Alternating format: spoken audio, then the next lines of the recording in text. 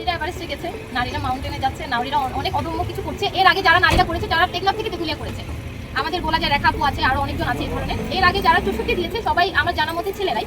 বাংলাদেশের একমাত্র মনে হয় নারী প্রথম আমি যে পায়ে হেঁটে 64 জেলার ভ্রমণের উদ্দেশ্যে বের হয়েছি। আধুনিক এই যুগে আমরা যখন দ্রুতগতির বিমান, বাস কিংবা ট্রেনে চড়ে গন্তব্য পৌঁছাতে ব্যস্ত, ঠিক তখনই কেউ কেউ বেছে নেন একদম ভিন্ন পথ। সময়ের সাথে পাল্লা না দিয়ে মাটির খুব কাছ থেকে দেশকে দেখার এক দুঃসাহসিক নেশায় মেতেছেন কক্সবাজার চকরিয়ার মেয়ে সাদিয়া সুলতানা। 1 জানুয়ারি দেশের উত্তরের শেষ সীমান্ত পঞ্চগড়ের বাংলাবান্ধা থেকে শুরু হয়েছিল তার এই অবিশ্বাস্য পদযাত্রা। লক্ষ্য একটাই, পায়ে হেঁটে পুরো বাংলাদেশ ভ্রমণ করে পৌঁছাতে হবে দক্ষিণের শেষ বিন্দু টেকনাফে। আমার আসলে পুরো বিশ্বটা দেখার ইচ্ছা, এটা আসলে একটা শুরু। আমার ইচ্ছা আমি কোনো এক সময় হচ্ছে আপনার এভারেস্টে যাব। এই থেকে শুরু, যদি ছোট থেকে শুরু না করি তাহলে বড় পর্যায়ে কখনো যাওয়া যায় না। ওই স্বপ্ন দেখে আমার আসলে পথ চলা, এটা শেষ করার পরে নতুন কোনো গন্তব্য তখন চিন্তা করবো। এখন আপাতত বাংলাদেশটা ঘুরে দেখবো, পরে বাকি কিছু বাংলাদেশের পতাকাকে দেশে বিভিন্ন দেশে তুলে ধরার একটা যে প্রচেষ্টা, এটা আমার খুব ইচ্ছা করা।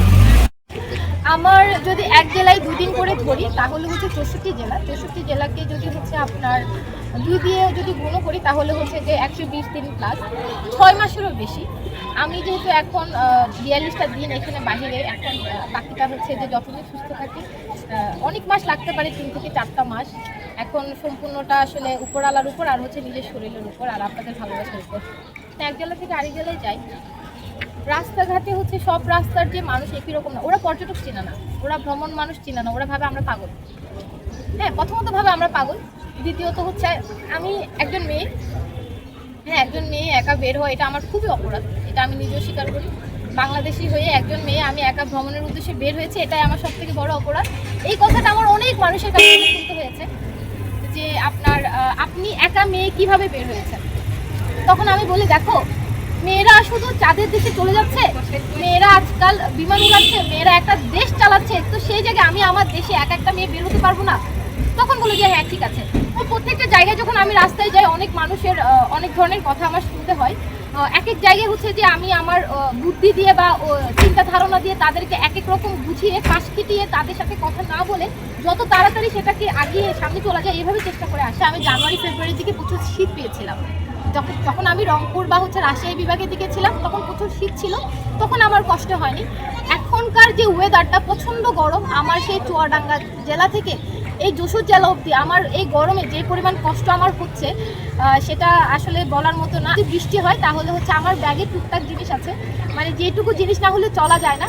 বৃষ্টি হলে প্রোটেকশনের ব্যাপার আছে, গরম হলে ছায়ার ব্যাপার আছে, এটাই। ওই ছিল লালমনিরহাটে, এটা আসলে ওয়াশরুমে যাওয়ার পরিপ্রেক্ষিতেই ঘটেছিল। যেহেতু আমি মেয়ে মানুষ, আমি তো চাইলে প্রকৃতির ডাক আসলে রাস্তার পাশে গিয়ে হচ্ছে ছাড়তে পারি না, আমার একটা নির্দিষ্ট হচ্ছে যে সেফ জোন লাগে।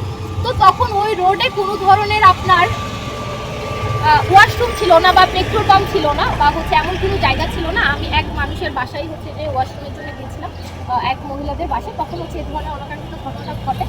এখন আস্তে আস্তে ওই ঘটনা ঘটার পরে আমি খুব একটু সাবধান হয়ে গেছি। আমি একদম যদি মসজিদ না হলে কোনো হচ্ছে যে পেট্রোল পাম্প না হলে হচ্ছে যেখানে কোনো হোটেল বা হচ্ছে যেখানে জনসম্মুখী মানুষ আছে ওই রকম জায়গায় হচ্ছে আমি আমার প্রাকৃতিক কাজগুলো সারি। আর হচ্ছে আমি সকাল 6:30 7টা নাগাদ বের হয়ে যাই এক জেলা থেকে আরেক জেলার উদ্দেশ্যে। সন্ধ্যার আগেই আমি হচ্ছে আমার এই হাঁটাটি চেষ্টা করি সন্ধ্যার আগে হচ্ছে আমি আমার এই হাঁটাটি স্টপ করে দিই। এরপরে হচ্ছে যে যেখানে আমি থাকবো বা যেখানে আমার থাকার ব্যবস্থা হচ্ছে ওনারা করেছে, ওইখানে হচ্ছে পরে ট্রান্সপোর্ট নিয়ে চলে যাই। ক্লান্তি আছে, পথে আছে নানা প্রতিবন্ধকতা, কিন্তু সব ছাপিয়ে সাদিয়ার চোখ এখন রূপসী বাংলার অপর সৌন্দর্য। মানুষের অকৃত্রিম ভালোবাসা আর আতিথেয়তায় তার এই দীর্ঘ পথ চলাকে করেছে আনন্দময়। সীমানা ছাড়িয়ে যাওয়ার এই সাহস আর দেশপ্রেমের এক অনন্য নাম সাদিয়া সুলতানা। সাদিয়ার এই স্বপ্নযাত্রা সফল হোক, তার পদচিহ্ন ধরে এগিয়ে আসুক আগামীর হাজারো স্বপ্নবাজ।